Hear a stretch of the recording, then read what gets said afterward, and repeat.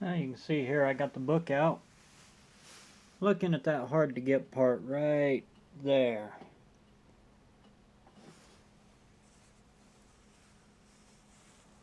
Right there. That's what both cars are missing. You can see that funny looking bell crank for the clutch. And then the clutch linkage that I got, this is coming out of the car here, hooks onto this funny looking rounder, goes into that tube, this series of bushings and everything, and this mounts to the block here, or the bell housing, one of the two. But you can see all of that stuff there. This I happen to, the release rod, I do happen to have that. This goes over to the clutch port. I guess they call it a release lever. I've always called it a clutch fork. But you can see there, I got all of this stuff, the spring in it, I've got all of that. What I'm missing is this stuff right here. And then of course I got this is part of the frame. But everything here I'm missing. So I come over here to the Google machine and I found one. Look at that. That's the only one I've been able to find so far. And I've been looking now for quite some time.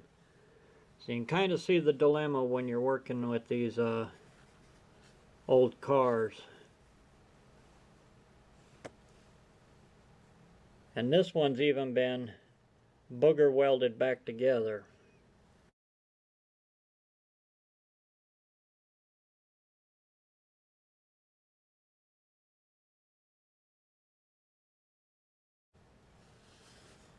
For 200 bucks. So that's hard to swallow. My point being on this video, it's stuff like that. See, 200 bucks for that, or I can go on like Speedway or something and get a hydraulic clutch, make it fit the whole kit for 200 bucks and not have to deal with something that's busted up and welded together.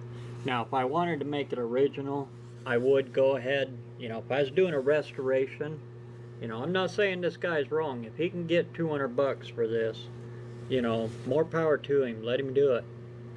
I'm not forced to buy it, but somebody out there might need it for 200 bucks and be willing to pay it. I'm just saying I'm not, because and I'm not insulting you on your price here. Like I said, get what you can get out of it. But if it gets to this point right here, that tells me aftermarket hydraulic is not too bad. Anyway, little tid on there. The joys of dealing with stuff that is no longer made. And like I said, you can't just run to rallies and grab that. And it does come with the pedal. This goes up to the pedal. So it does come with that linkage. So, if you need it, get it. But if you're like me and you don't care about numbers matching an original, all of that, I'll take that 200 bucks and put it someplace else and retrofit a hydraulic clutch in there. Okay, so anyway, take that for what you will. And you can see here, I did get the Bible in. That's why I was looking at it.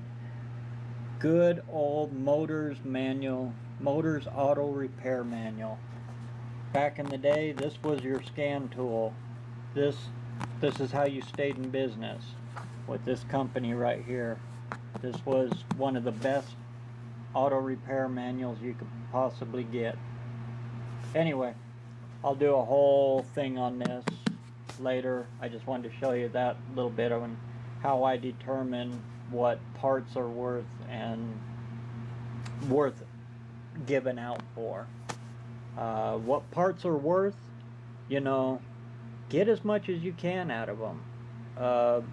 You're not forcing people to buy it. If you put it out there too high and it never sells, well, you know you're too high. So you can put it out there for whatever you want to put it out there for. You're not a crook.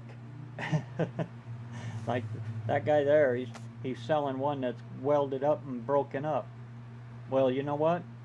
It might be the only one left, and it probably will still work. So he's not ripping you off. He's showing you the pictures of it. He's showing the damage done in it. But it's the only one left. So, you know, you're kind of left when you're working on old cars like this that just stuff doesn't exist anymore. Sometimes you have to go with stuff like that. And take that as you will. You know, I'm not saying, hey, take that. So that's my little bit on that. And meantime, keep the metal hot, and I'm going to go back out there and see if I can't put this book to work. My scan tool. There. That's what I'm going to call it. This is my scan tool. Alright, we're going to go out and get some work.